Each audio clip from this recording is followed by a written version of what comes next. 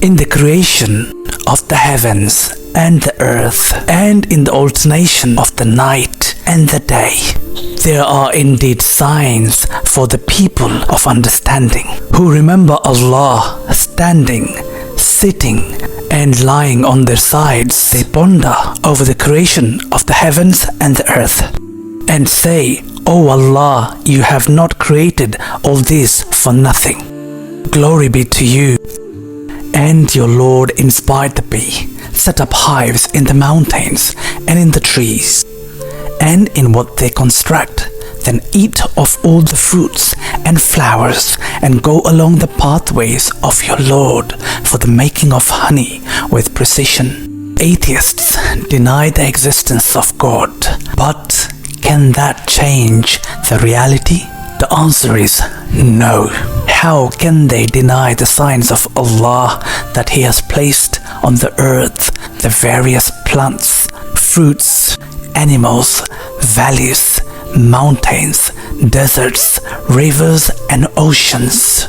And He it is who spread the earth and placed mountains and streams in it, and inserted in it 2 pairs of each kind of fruit.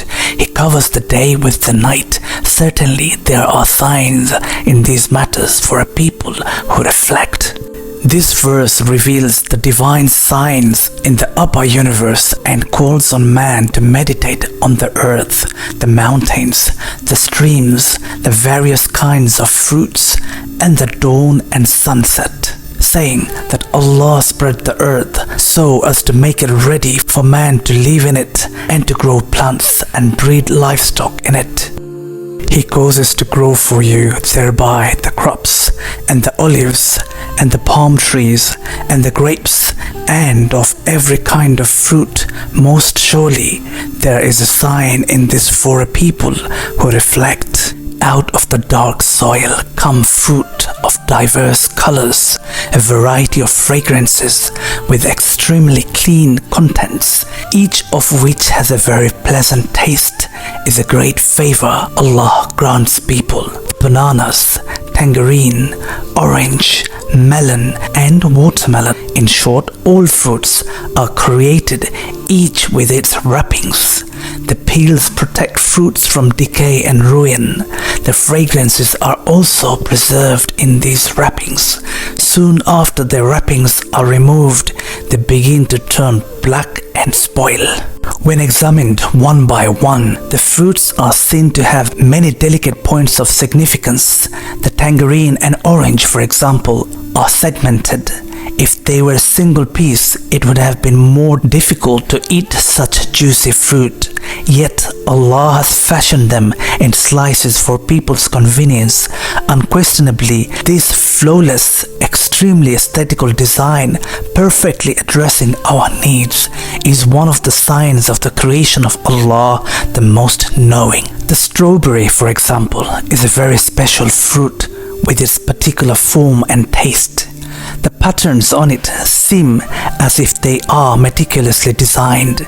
With its refreshing red foam crown with the green leaves, it is one of the works of the matchless art of Allah. The sweetness in its fragrance and taste, and its being seedless and skinless, make it easy to eat, thus reminding one of the fruits of paradise. That fruit, which almost entirely grows in the soil, has such a beautiful and striking color, is a very strong sign to us from our Lord, who creates it and who manifests His art, wisdom, and knowledge in the things He creates.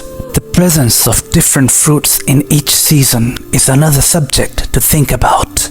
It is a favor and grace of Allah to people that, for example, in winter, a period when people need vitamins most, such C vitamin-rich fruits as tangerines, oranges, and grapefruits are available, while in summer, such fruits as cherries, thirst-quenching melons, watermelons, and peaches are abundant. Fruits and vegetables spring from the same soil and are watered with the same water, yet they come in a dazzling variety when we consider the multitude of different tastes and smells of fruits and vegetables, the question of how such a variety ever came about in the first place comes to mind. Both animals and humans obtain the energy they need to survive through nutrition, which is produced by plants. In other words, plants have been created as a blessing to benefit all living things. Most of these blessings have been designed specially for humans. Let's take a look at our surroundings, at what we eat and then think. First, let's look at the bone-dry stalk and very thin roots of a grapevine. This bone-dry structure, one that seems so fragile that it could be broken with the slightest pull, can produce dozens of kilos of juicy grapes whose color, smell and taste have been designed specially to give pleasure to man. Now let's think about watermelons.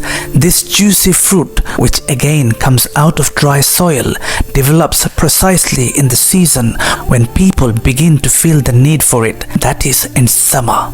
By thinking in this manner, we could examine and turn all the plants present in nature, and at the end of this examination, we would have learned that the plants around us have been specially designed for human beings and all other creatures. In other words, they have been created.